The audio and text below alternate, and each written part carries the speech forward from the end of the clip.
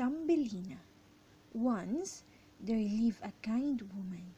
She was childless and longed to have a baby. One day, a fairy gave her a little corn seed to plant.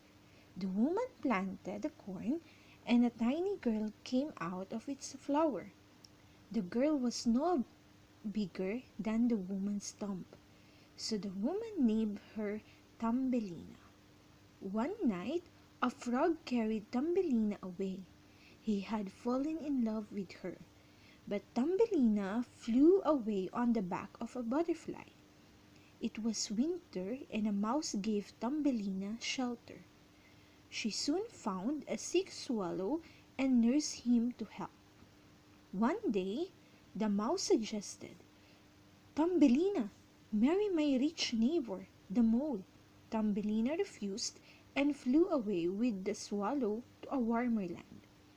There she met a flower fairy. He was the son of the king of flowers. They fell in love and lived happily ever after.